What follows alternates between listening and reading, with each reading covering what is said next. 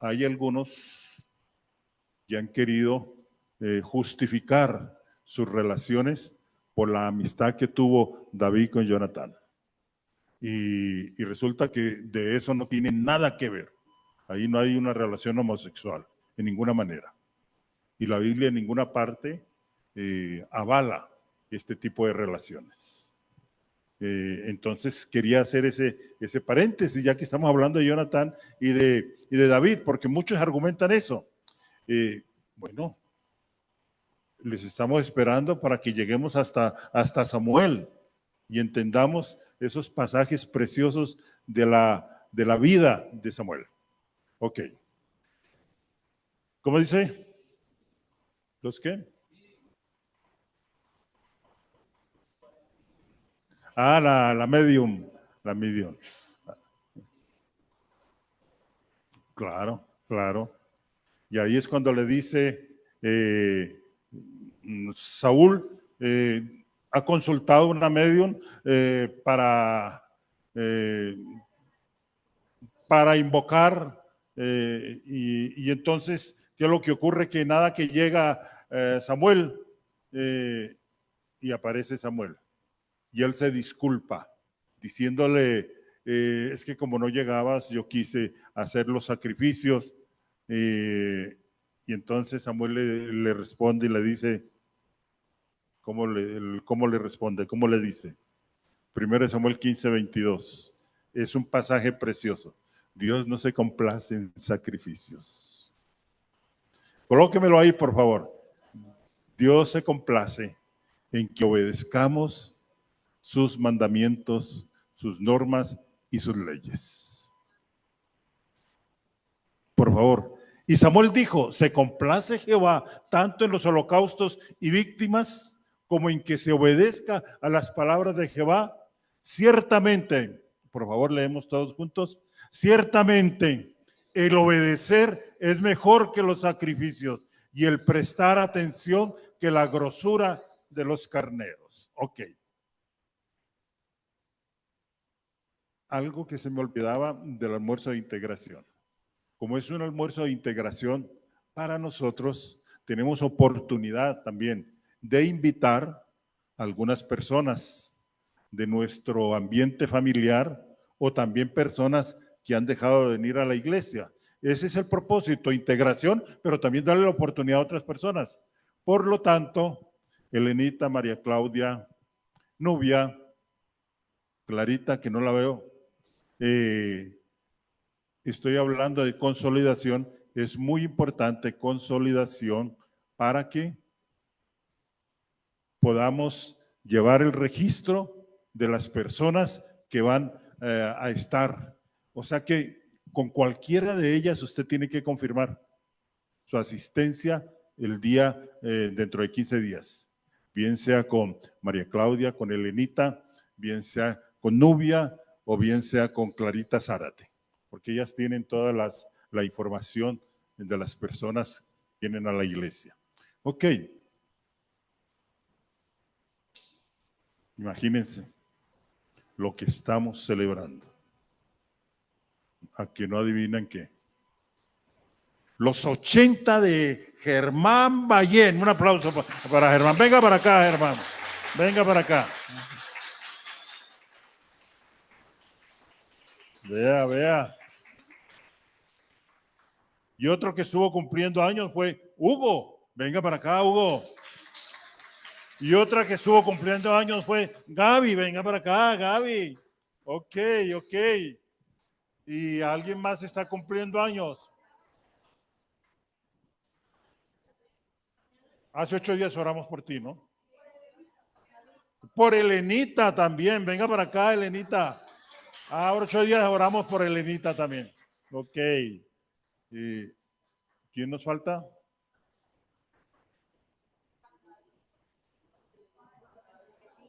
Ok. Miren. ¿Cuánto está cumpliendo? ¿Va a sincerarse aquí? 80.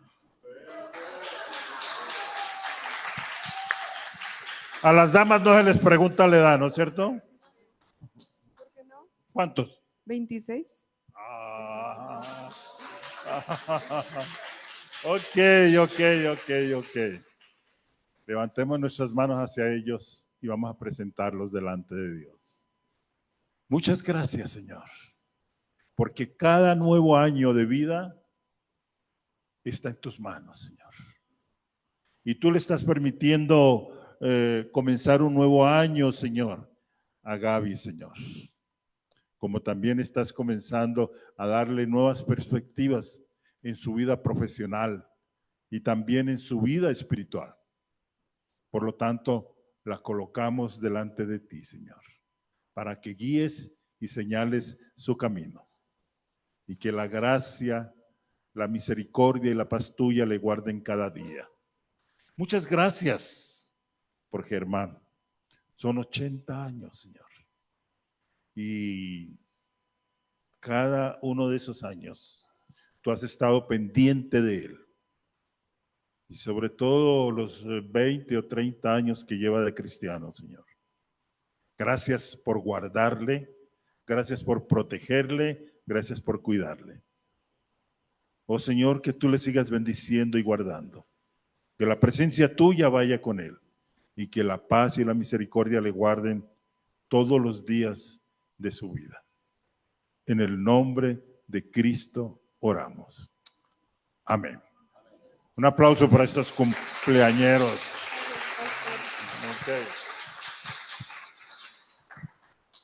Ok. Yo pensé que Hugo sabía. ¿Lo alcanzó o lo pasó Hugo? Le ganó. Ok.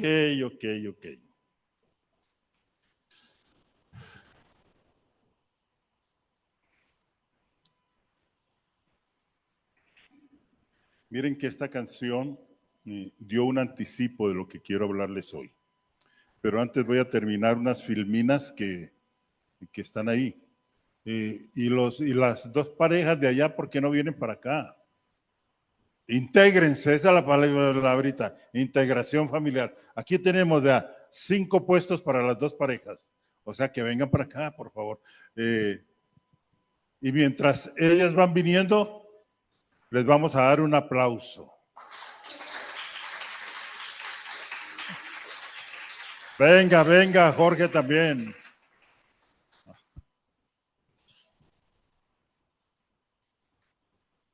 Ok. Solo se va a quedar Jorge ahí porque tiene que controlar la reunión de los niños. Qué bueno verlo, Andrés, Lili. Ok. ¿En qué íbamos?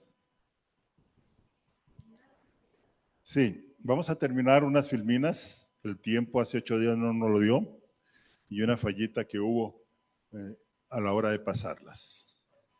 Pero hoy quiero, miremos las filminas y luego les digo qué es lo que quiero. Vamos más adelante. La túnica más adelante, por favor. Déjemelas ahí, los lienzos. Quiero esa imagen que la tengamos presente. El Salmo 22, 18 y 19 describe su situación con estas palabras. Contar puedo todos mis huesos.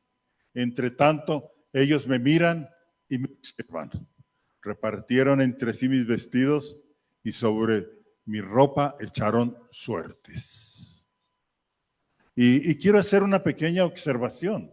Y es que, porque de esto voy a hablar ahora, ya que esta imagen se nos presenta.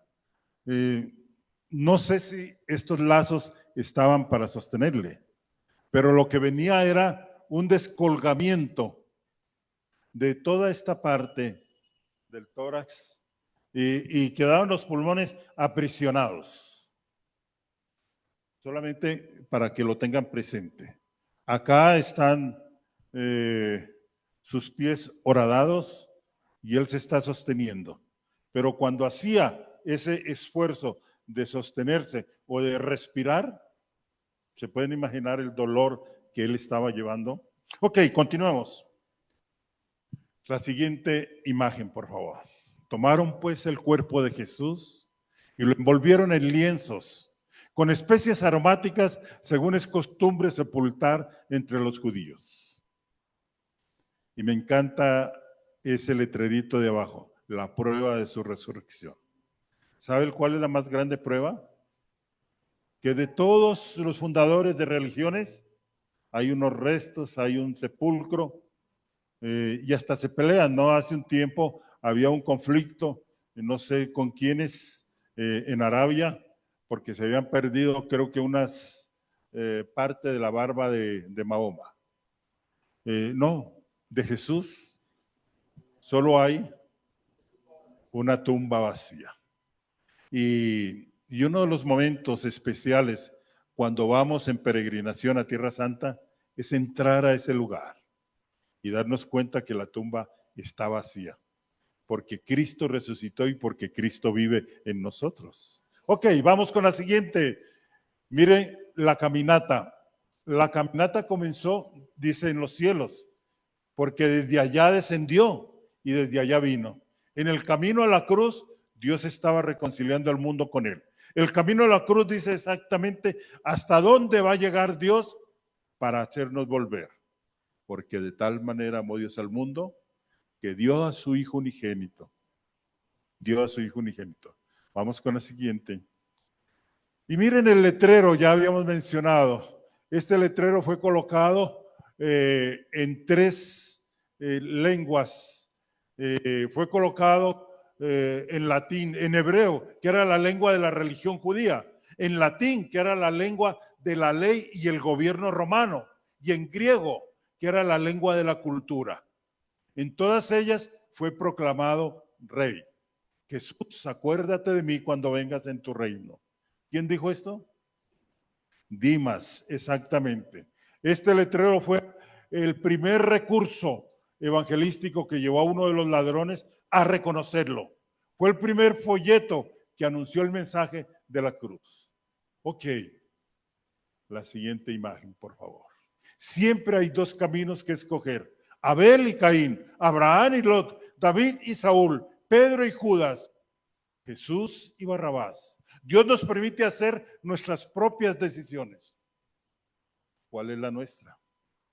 Siempre habrá una decisión que tomar. Y estos tomaron decisiones. En su momento, Abel y Caín, Abraham y Lot, David y Saúl, Pedro y Judas, y Jesús y Barrabás.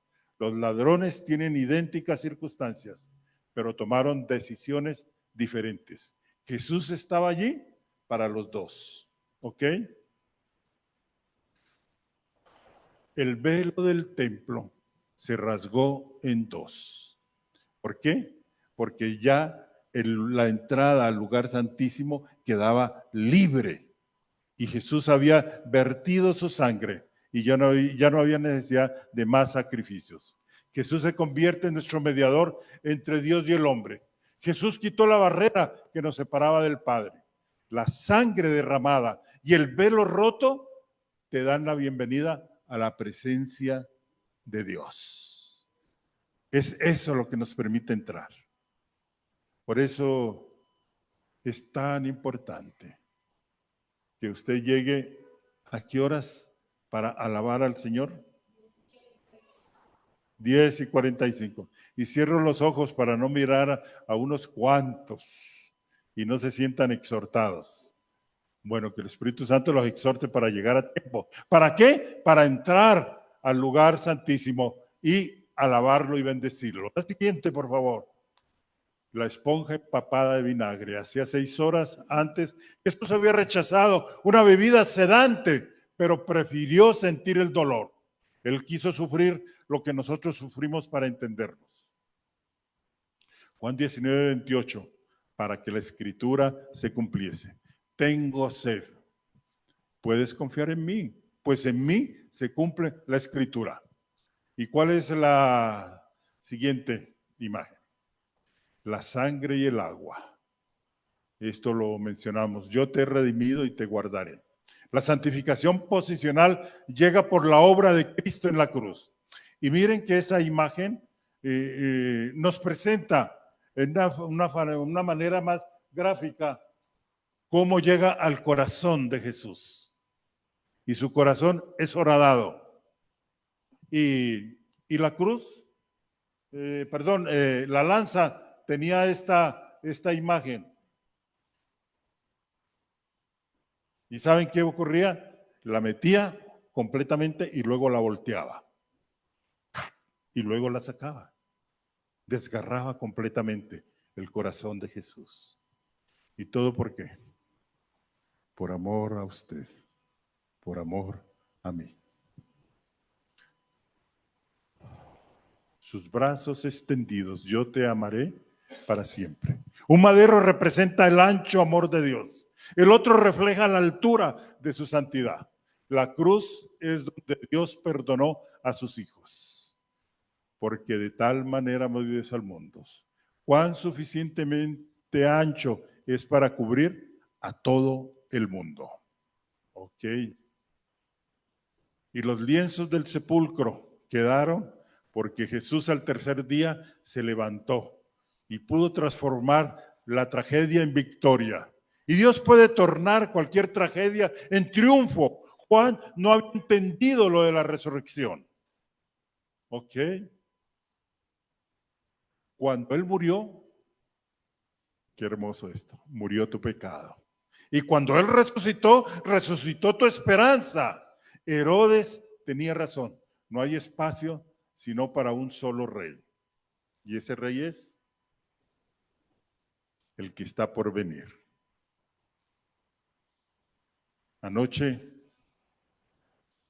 me informaron, ya lo había leído, de que Irán había lanzado cientos de drones y de, ¿cómo llaman? No solamente drones, misiles y cruces balísticos.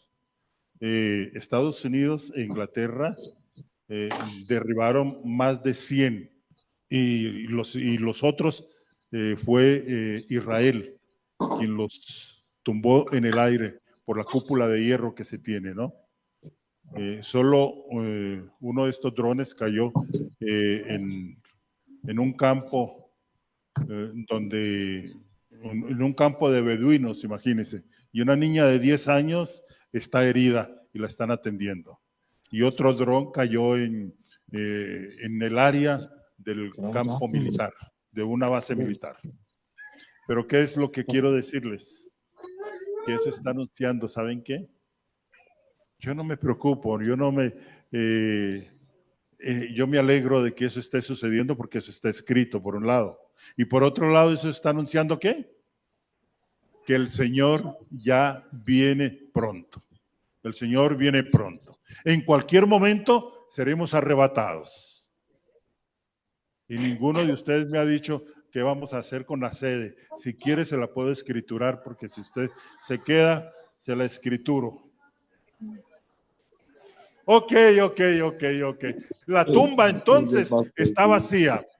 Ok. ¿Qué tal un domingo? Los que llegan tarde, perdonen que este sí va en regaño. Los que llegan tarde llegan. ¿Y qué pasó? ¿Y es que hoy no hay reunión? No, pues llegó tarde porque el Señor los arrebató y usted se quedó. Aquí le dejaron las llaves. Ok, Jesús es el primero de los resucitados. La tumba está vacía. Pero devuélvame la imagen, aquella imagen donde Cristo está en la cruz.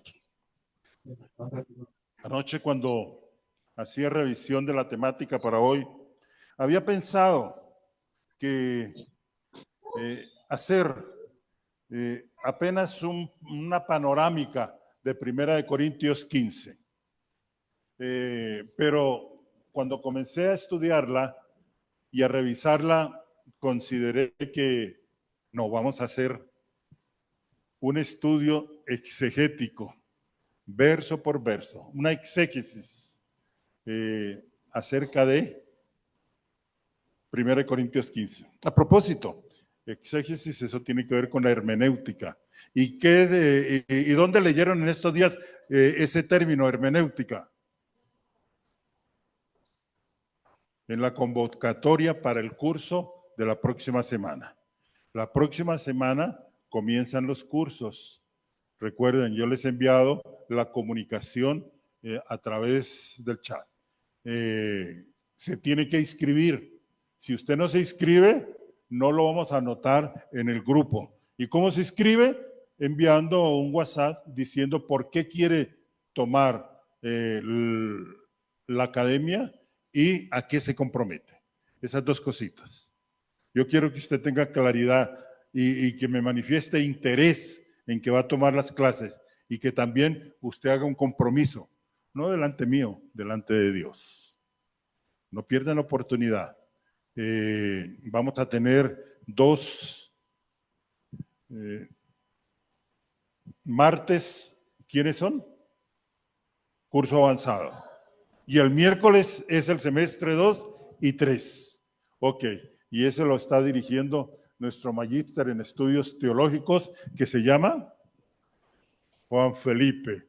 Ok, y vamos a tener entonces las inscripciones, bien sea conmigo o con él, pero quiero que ustedes se inscriban y escriban por qué los quieren tomar. Y vamos a estar empezando esta semana. Ok, les decía, entonces, cuando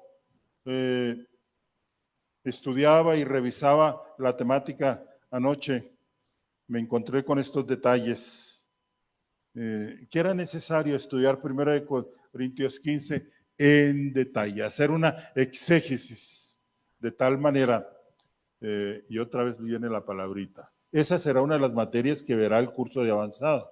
¿Qué otro tema verá el curso avanzado? La armonía. Y también vamos a ver la cronología del Nuevo Testamento. Y en el curso de semestre 2 y semestre 3, ¿qué es lo que vamos a ver?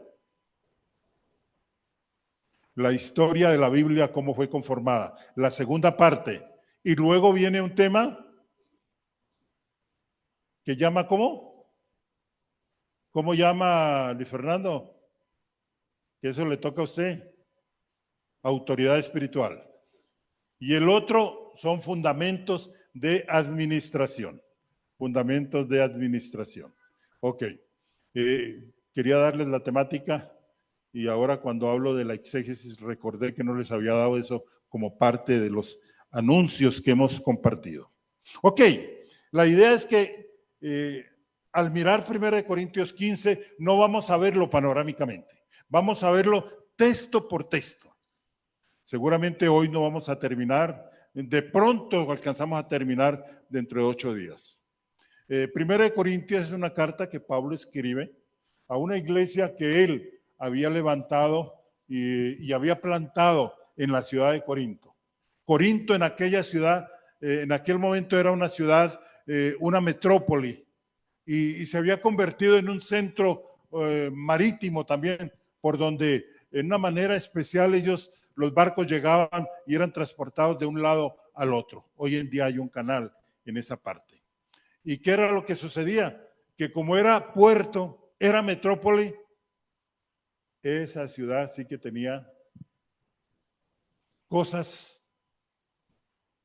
con interrogantes. Entre ellos tenían el culto a la diosa Afrodita y tenían las vestales que ofrecían ese culto ahí en Corinto, en el templo Afrodita, y pues parte del ritual era tener fornicación con ellas. Y es una de las cosas que entonces va a hablar, porque algunos de los cristianos de Corinto todavía querían permanecer en el culto a la diosa Afrodita, imagínense. Y estas vestales de día estaban en el templo y de noche prestaban servicios a domicilio. ¿Qué más les puedo decir de la carta a los Corintios? Pablo va a establecer algunas normas porque la carta a los Corintios es una exhortación para dificultades y problemas que estaban en la misma iglesia. Habían divisiones en la iglesia. Algunos decían que yo soy de Pedro, que yo soy de Pablo. Y otros consideraban a Pablo como no un apóstol o el apóstol más pequeño de todos. Y él entonces escribe esta carta. Él había estado en Corinto 18 meses y había plantado esta iglesia, o sea que le había costado bastante en la vida del apóstol Pablo. Y me llama la atención que este capítulo él lo haya dejado al final de la carta. ¿Por qué? Para que los corintios y nosotros los cristianos posteriores a Corinto entendamos la importancia de la resurrección de Cristo, que para Pablo había sido un hecho, y había sido un hecho porque camino a Damasco se había encontrado con Jesús. Y luego desde Damasco, por estar proclamando a Jesús como el Redentor y como el que había resucitado, había salido huyendo hacia la parte sureste del mar Muerto, o sea, en la Arabia Nabatea. Y ahí estuvo Pablo con Jesús durante 3 años, recibiendo la instrucción y recibiendo toda la enseñanza. Ok, él reserva este capítulo 15 como para cerrar todo aquello que ha estado tratando en los capítulos anteriores de la Primera de Corintios. Y miren lo que va a decir, la importancia de que entendamos y de que entiendan de que Jesús resucitó, de que Jesús vive. Y él lo va a presentar aún como testimonio personal. Vamos leyendo 1 Corintios, el verso 1 y el verso 2. Y ahora me vuelve a colocar, no la tumba vacía, sino por favor a Cristo crucificado. 1 Corintios 15, 1 y 2. Este pasaje dice así: además, os declaro, hermanos, el evangelio que os he predicado. Para Pablo era muy importante que entendieran cuál era el evangelio, porque habían falsas enseñanzas que se estaban colocando. Dice, el cual también recibisteis, en el cual también perseveráis. 3 palabritas claves aquí. Primero, déjeme el uno. Además os declaro, hermanos, el evangelio que os he predicado, el cual recibisteis, en el cual también perseveráis. 3 palabritas claves sobre las cuales nos vamos a detener. O sea que miren, Pablo aquí les está diciendo, hermanos, el evangelio que les he predicado es un evangelio que yo también recibí. Ahora, en estos versos 3 y 4 más adelante, no vamos a verlos ahora, Pablo les va a decir cuál es el evangelio que él recibió y cuál es el evangelio que ahora les está predicando. Y aquí él describe cómo puede este evangelio ser de bendición para el hombre. Porque el evangelio solo es de beneficio, ¿cómo? Si es recibido. ¿Sí? O sea que hay muchos, óigalo bien, que pueden oír del evangelio, que pueden oír de Cristo, pero si no lo reciben, por favor, ¿quedamos qué? Quedamos paila. Pero no solamente lo reciben, sino que ¿qué? En el cual también perseveran. Fundamental. No solamente recibirlo, es perseverar. El evangelio y la palabra de Cristo solo es recibido si uno persevera en él. O sea que esa es la muestra. Es lo que dice 2 Corintios 5:17. Si alguno está en Cristo, nueva criatura es. Las cosas viejas pasaron, ahora todo es hecho nuevo. Ahora miren, la palabra evangelio era una palabra muy popular en aquella época.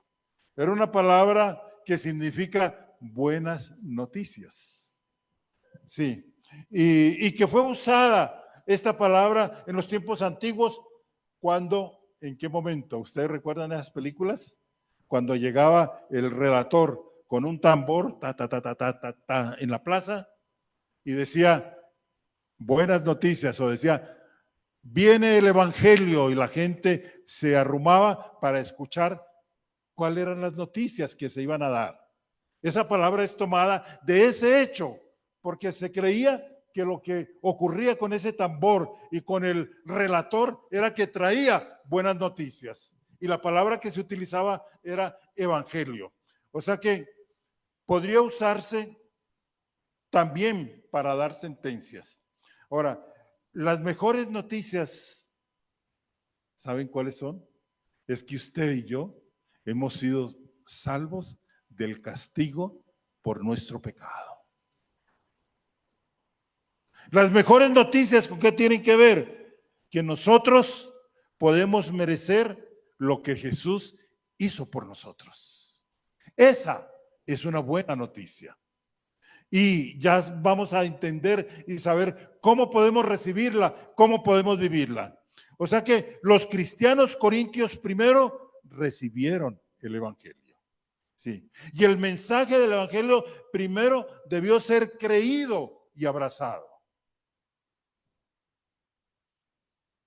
Ahora, Pablo le escribió a la iglesia en Tesalónica este pasaje de 1 Tesalonicenses 2:13, que dice así: por lo cual también nosotros, sin cesar, damos gracias a Dios de que cuando recibisteis la palabra de Dios que oísteis de nosotros, la recibisteis no como palabra de hombres, sino según es en verdad la palabra de Dios, la cual actúa en vosotros los creyentes. Volvámoslo a leer.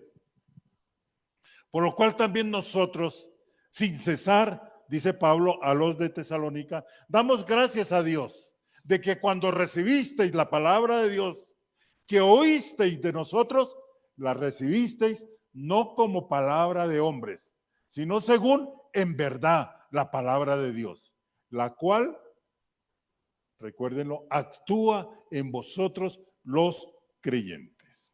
Ok, o sea que los cristianos de Corinto no solamente la recibieron, esa palabra, sino que también perseveraron en el evangelio. ¿Perseveraron en qué?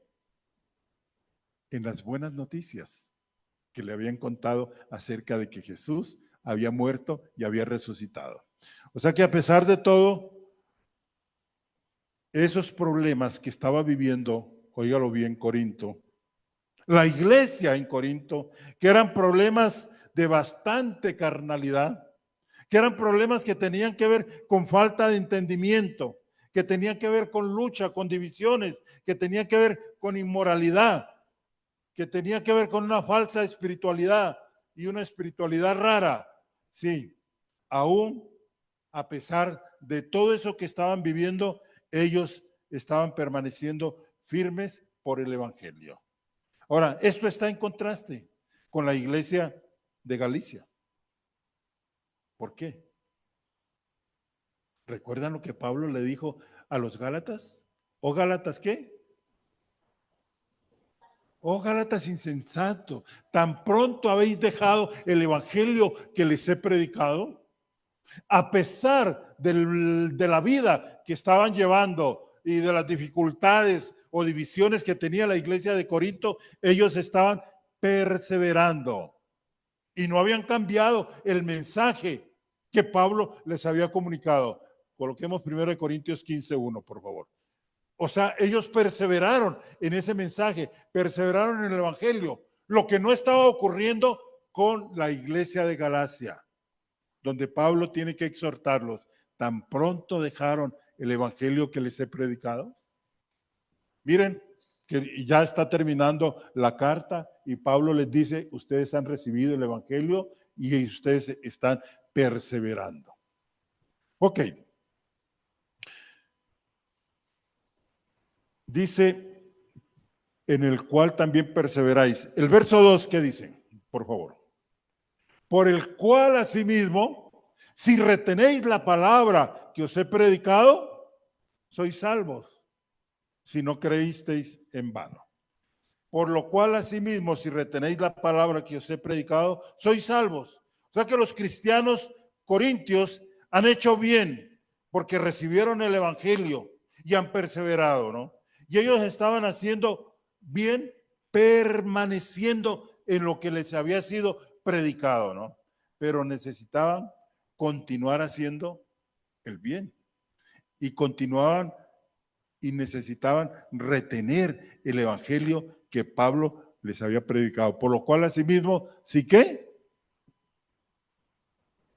Si retenéis, o sea, es algo que nadie me puede quitar, es algo que yo lo atesoro, es algo que yo lo investigo, es algo que yo lo retengo. Si retenéis la palabra que os he predicado, si retenéis el evangelio, es lo que Pablo entonces les está diciendo aquí en este verso 2, ¿no? Y miren lo que continúa entonces decir. Y retener también implica, óigalo bien, que había algunas personas o algunas cosas que querían arrebatar el verdadero evangelio. Siempre ocurre, y aún en el siglo XXI, que hay falsas enseñanzas que se quieren meter dentro de la iglesia. Y debemos ser cuidadosos de que la palabra predicada se mantenga fiel. Y les dice, ustedes han retenido, o sea, que ustedes han pasado por encima de ¿qué? De las falsas enseñanzas que se han querido meter en la iglesia. Y dice entonces que el retener es necesario que lo mantengan y lo vivan. Y dice, si retenéis la palabra que os he predicado, sois salvos. Si no creísteis, ¿qué? En vano. Si los cristianos corintios no continuaban reteniendo, un día ellos dejarían el evangelio. Y miren, es importante retener cada día, porque si vamos dejando de retener cada día, ¿qué es lo que va a pasar? Nos vamos olvidando. Escuché una entrevista de Blanca Uribe. ¿Quién es Blanca Uribe? ¿Cómo que no saben? ¿Quién es Blanca Uribe? Eso, la hija del señor Uribe. Blanca Uribe es una de las grandes pianistas que tiene Colombia. ¿Sabe qué me sorprendió? Ella decía, no puedo dejar de ensayar 7 y 8 horas diarias.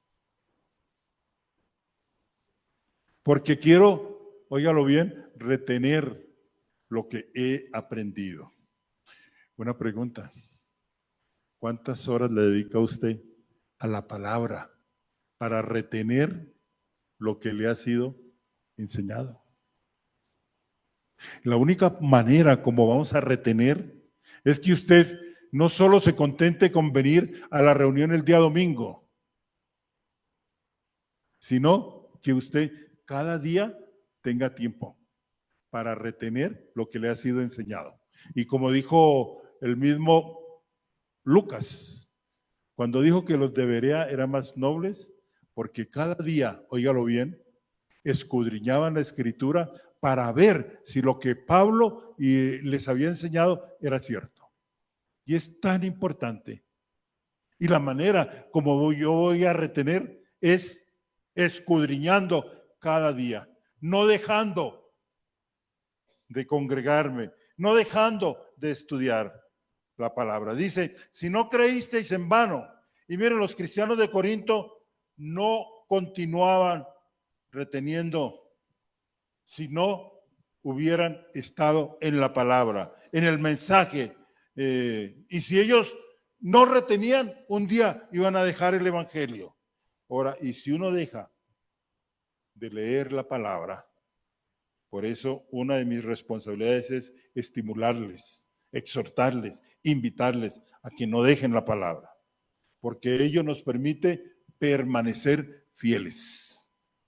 Ahora, ¿qué es lo que dice? Que si no se retiene, ¿qué es lo que va a creer?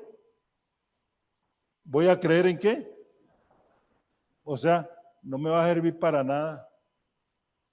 Dice, por lo cual, asimismo, si retenéis la palabra que os he predicado, sois salvos. O sea que mi salvación también tiene que ver con retener lo que he recibido como enseñanza. Si no, creísteis en vano. Si no, creísteis en vano. Ok, vamos al verso 3 y el verso 4, que este es el contenido del evangelio que Pablo recibió y que Pablo predicó. Porque después de que les ha dicho lo que les dice a los corintios, de que están reteniendo, que están creyendo y que están perseverando, ahora dice, porque primeramente os he enseñado lo que yo recibí. Dice que Cristo murió por nuestros pecados conforme a las Escrituras. Verso 4. Y que fue sepultado y que resucitó al tercer día conforme a las Escrituras. Hace 8 días solo hice una pequeña mención diciendo que todo lo que había ocurrido, tanto en la crucifixión como en la resurrección, era algo que estaba anunciado. Era algo que debía darse porque ya había sido profetizado. Y miren lo que Pablo va a expresar en este pasaje. Porque primeramente os he enseñado lo que asimismo he recibido. Verso 3. Porque primeramente os he enseñado lo que asimismo recibí. Pablo es muy claro en decir que no es él el que creó este evangelio. Es cierto que es el gran proclamador y es el apóstol de los gentiles. Y hay algunos escritos por ahí donde hablan que el evangelio de Pablo. No. Yo estudié una materia que llamaba la teología paulina. ¿Y la teología paulina en qué se basa? En esto. En esto. El énfasis que Pablo quiere hacer en estas verdades. Y dice, porque primeramente os he enseñado. Pablo no creó el evangelio. Él lo recibió. Y no de hombres, sino que lo recibió ¿de quién? De Jesucristo. Miren lo que dice Gálatas 1 del 11 al 12. Pablo va a manifestar que recibió este evangelio de parte de quién? De Cristo Jesús. Él lo recibió. Ok, de parte de Cristo Jesús. Permítanme que me estaba olvidando de algo. Ay, como son de chismosos todos a mirar, ¿no? La pregabalina.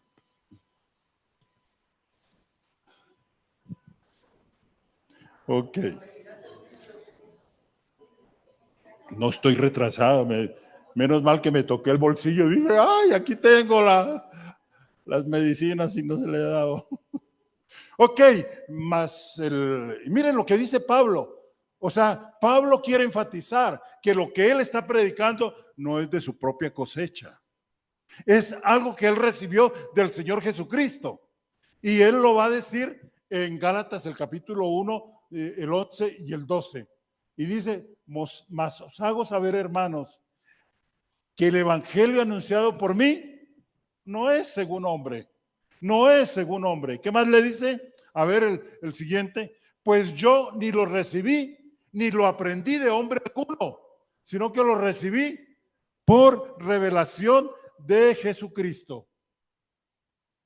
Lo recibí por revelación de Jesucristo. Pablo es muy claro en decir que él no tiene nada que ver y que él no ha creado nada. Él lo recibió directamente de Jesucristo. Cuando él, según les comentaba hace un momento, sale de Damasco, porque en Damasco le hicieron un atentado.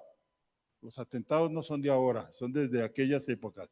¿Y qué es lo que ocurre? Que bajan a Pablo en una canasta para que escape. Y de ahí de Damasco, se va entonces a la Arabia Nabatea o se va al Sinaí. Es un interrogante. Estuvo en uno de los dos lugares, pero sí es cierto que estuvo con Jesús. Ok, Y miren lo que va a decir entonces. Él sencillamente lo recibió y él lo enseñó. Ahora, este no es el evangelio de Pablo en el sentido de que él lo creó o lo moldeó. Es el evangelio de Pablo que él predicó. Ahora, en el sentido de que él personalmente lo haya creado, no. Él lo recibió y él quiere enfatizar en esta verdad. Ok.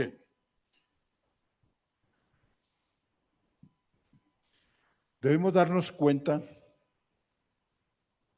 que el predicador no hace el evangelio. Si él lo hace, no es digno que lo tenga. Gracias, Isaura. Eso sí, gracias. Hay muchos que han recibido revelaciones de Dios, pero revelaciones que son aparte del evangelio, aparte de la palabra. Y esas revelaciones no son de Dios, por favor. No son de Dios. Hay muchos que han hablado acerca de las revelaciones que recibieron. Y es una nueva revelación. Y a veces son revelaciones que contradicen la palabra. Ninguna revelación puede contradecir la palabra si es que es de Dios. O sea que tenemos que darnos cuenta que el predicador sencillamente anuncia lo que recibió. Tal como Pablo lo está expresando. Yo les enseño lo que yo recibí. Eso es lo que les estoy enseñando. O sea que no podemos pensar en que hay originalidad en predicar algo nuevo. Ahora, si es originalidad en la exposición de la doctrina, eso es falso. No hay nada original. Y cuídense de aquellos que a veces dicen, es que estos secretos Dios nos los ha revelado a nosotros. ¿Ustedes no les ha ocurrido en el comercio que ahora nosotros vendemos lo original? ¿Qué otro anuncio comercial han escuchado, por ejemplo? Siempre algunos haciendo gala de que son originales. ¿Cómo? Las recetas originales, algo así, ¿no? Yo regularmente cuando alguien hace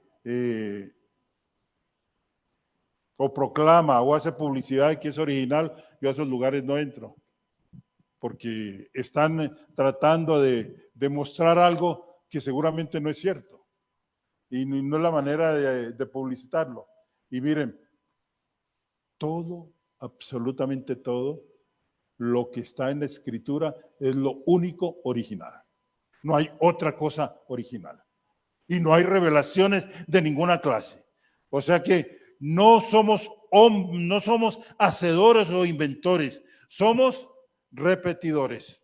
Y estas son palabras, óigalo, Germán Erazo, y usted me estaba reclamando qué día me estaba mencionando que era de Spurgeon. Estas palabras sí son de Spurgeon. Y miren lo que dice Spurgeon hablando de dice originalidad en predicar. Si es originalidad en la exposición de la doctrina, es falsedad. No somos hacedores e inventores, somos repetidores. Decimos el mensaje que hemos recibido. Son palabras del predicador inglés Spurgeon. Como Pablo describe el evangelio en los siguientes versículos, es importante darse cuenta de que este evangelio no es enseñanza reveladora o buen consejo. En el núcleo del evangelio son cosas que pasaron, son eventos verdaderos, son reales, son eventos históricos. Sí, el evangelio no es un asunto de opiniones religiosas, no es un asunto de trivialidades, no es asunto de cuento de hadas, sino acerca de eventos históricos reales, eventos que sucedieron. La existencia misma de Cristo Jesús es un hecho históricamente comprobado. Y que un Galileo murió en la cruz en Jerusalén es un hecho históricamente comprobado. O sea que nuestra fe se funda no de opiniones, no de revelaciones, sino de hechos reales que sucedieron. Ahora, nuestra religión, miren lo que dice Spurgeon nuevamente. Nuestra religión no está basada sobre opiniones, sino sobre hechos. Escuchamos personas en ocasiones decir, estos son tus puntos de vista, estos son los nuestros. Lo que puedan ser los puntos de vista es un asunto pequeño. ¿Cuáles son los hechos del caso? Dice Spurgeon. ¿Cuáles son los hechos? Porque nuestra fe se funda en hechos reales y verdaderos. Cristo murió, Cristo resucitó. Y este es el punto que me hizo que estemos en este estudio verso por verso, palabra por palabra. ¿Cómo murió Jesús? El gobierno romano lo ejecutó por medio de una de las más crueles, óigalo bien, y atroces formas de pena capital jamás concebida, que era la crucifixión. Era la muerte más ignominiosa que podía dársele al más grande criminal. Y esa fue la muerte preparada para Jesús. Y miren que a pesar de que los romanos no inventaron la crucifixión, ellos la perfeccionaron como una forma de tortura y de pena capital, que fue diseñada para producir una muerte lenta con el máximo dolor y sufrimiento. Y esa fue la muerte destinada para Jesús. ¿Cómo fue exactamente el ser crucificado? Miren, en los días que el Nuevo Testamento fue recién escrito, la práctica de la crucifixión no necesitaba explicación. ¿Y saben por qué no necesitaba explicación? Porque se conocía esa práctica. Se sabía de esa práctica. Era normal que al criminal más grande se lo llevara a la cruz y lo entendían qué era y en qué consistía. Pero necesitamos entonces apreciar lo que sucedió cuando Cristo fue crucificado o cuando alguien era crucificado. Si me dan una imagen de las de Cristo crucificado en la cruz, eso nos puede dar una ilustración. Miren, la espalda de la víctima se desgarraba por causa de los azotes. Jesús fue azotado y su espalda fue deshecha. Y miren, y luego, ¿qué era lo que ocurría? Había una coagulación de sangre. ¿Y qué es lo que iba a suceder? Que iba a estar rasgando de nuevo cuando le arrancaron la ropa para llevarlo a la cruz. Porque Cristo muere desnudo, ¿no? Muere desnudo. Es más, estar en la cruz y apegarse al madero, había momentos con ese calor que eso se secaba, pero había momentos en que Jesús también se movía. ¿Y qué era lo que venía? Había un desgarro de su piel, en este caso de su espalda. Y miren, cuando la víctima era arrojada al suelo para que sus manos fueran clavadas a la cruz, las heridas se rasgarían de nuevo y se contaminarían con la tierra. Y luego, mientras era colgado en la cruz, con cada respirar, las dolorosas heridas rozarían contra la madera áspera de la viga vertical y se agravaría aún más. Cuando el clavo era metido a través de las muñecas, separaba, óigalo bien, el gran nervio mediano. Y este nervio estimulado iba a producir choques insoportables de dolor ardiente en ambos brazos. Habían tocado sus nervios. Y cuando se tocan los nervios, eso es lo más doloroso que una persona pueda tener. Sí, y eso le ocurrió a Jesús. El peso mismo del cuerpo, óiganlo bien, tirando de los brazos y de hombros, tendería a fijar los músculos en un estado de inhalación, obstaculizando la exhalación. Todo el cuerpo estaba cayendo sobre sus pulmones. Miren, la falta de respiración adecuada iba a resultar en calambres musculares dolorosos.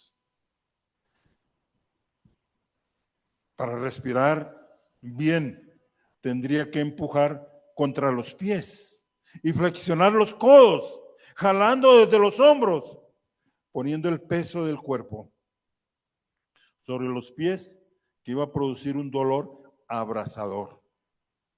Y al flexionar los codos para mantenerse en esa posición, torcería las manos que cuelgan de los clavos. Levantar el cuerpo para un respiro también, óigalo bien, también produciría dolor en su espalda contra el poste de la madera. O sea que cada esfuerzo por respirar de forma apropiada iba a ser agonizante, iba a ser agotador, iba a llevarlo a una muerte más rápida. Y miren, algo más, no era raro que insectos aparecieran o se metieran dentro de las heridas abiertas, o por los ojos mismos, o por las orejas, o por la nariz de los moribundos, y estaban indefensos. O las aves de rapiña iban a rasgar esas zonas. Además, era costumbre, óigalo bien, dejar los cadáveres en la cruz para ser devorados por animales depredadores, dice el biblista Edwards. Vamos concluyendo esta parte. ¿Se dan cuenta por qué decidí que tenía que tomar más tiempo este capítulo? ¿Qué tan grave era la crucifixión? De esta palabra se deriva una palabra en inglés, y perdonarán mi inglés, Gloritas, tápese los oídos. ¿Y quién más? Tápese los oídos, Liliana. Y lo voy a decir solo en español. Excruciatín. No sé cómo se pronuncia. Excruciatín. En español, de esta palabra se deriva una palabra que dice insoportable. Sí. Y esta palabra en inglés, de la palabra romana, era fuera misma de la cruz. O sea, que tengamos en cuenta cuán atroz debe ser el pecado a los ojos de Dios. O sea que lo que Jesús, con esa palabra que se traduce como insoportable o que se deriva de ella, tenía que ver con un dolor, óigalo bien, insoportable. Pero ¿saben qué era lo que más le pesaba a Jesús? No era lo que estaba sufriendo en la cruz. Era el peso del pecado suyo y era el peso del pecado mío. Eso le estaba doliendo.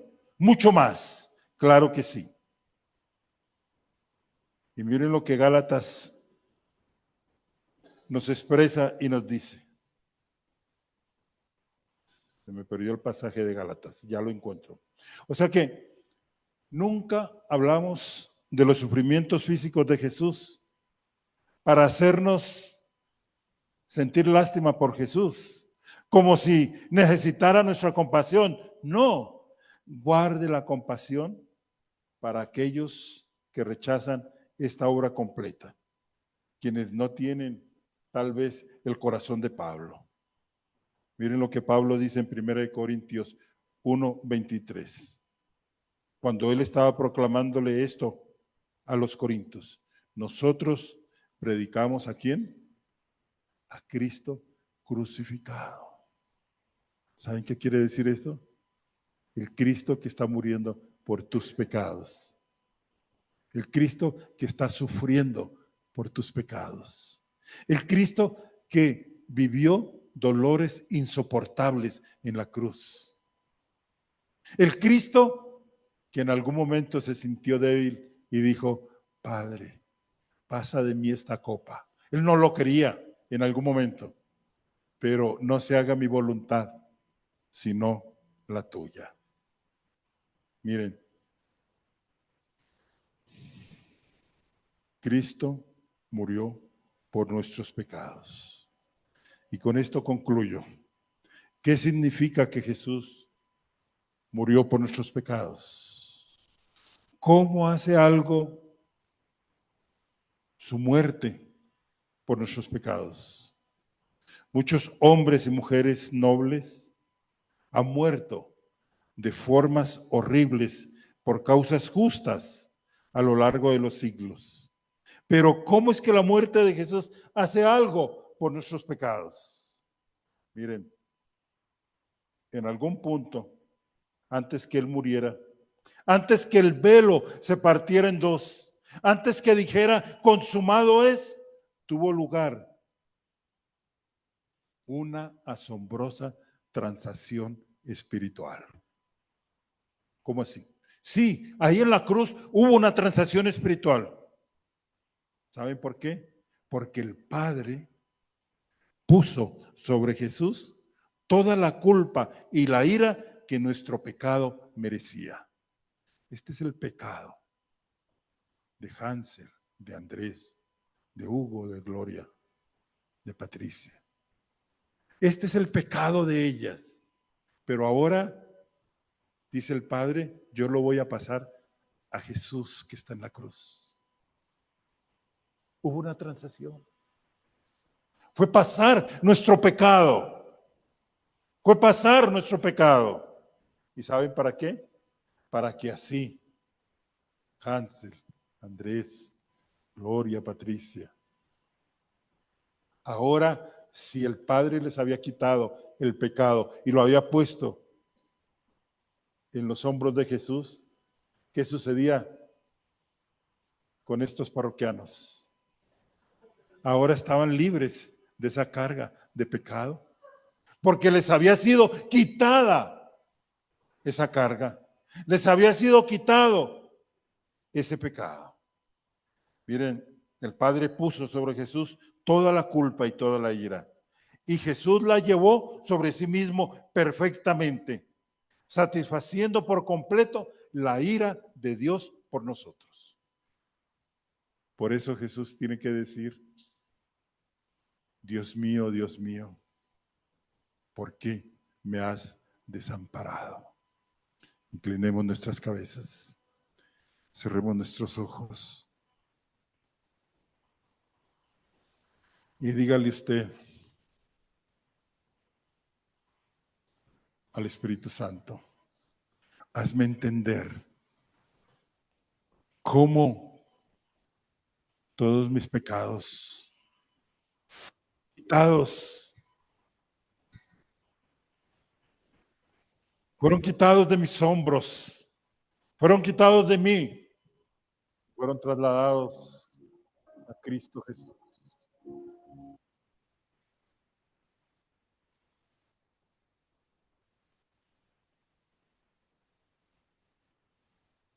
Bendito sea, Señor. Gracias. Gracias, Padre, porque de tal manera más los de Renovación Cristiana, los cristianos.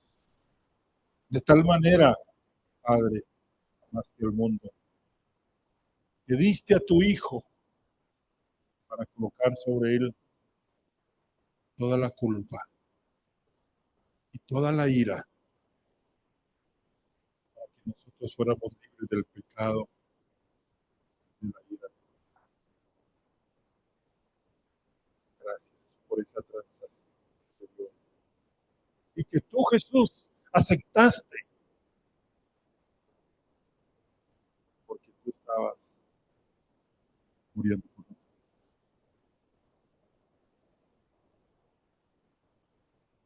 Dios muestra su amor.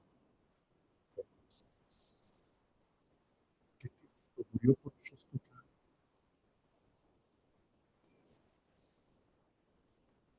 Llevaste voluntariamente. Permítenos no solamente recibir y creer, sino retener estas verdades.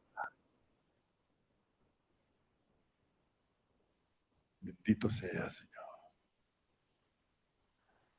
Bendito seas. Dígale a la persona que tiene a su lado, Él murió por ti, Él murió por mí.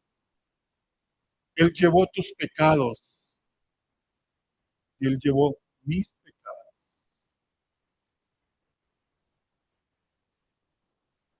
Y Dios les bendiga. Continuamos en 8 días.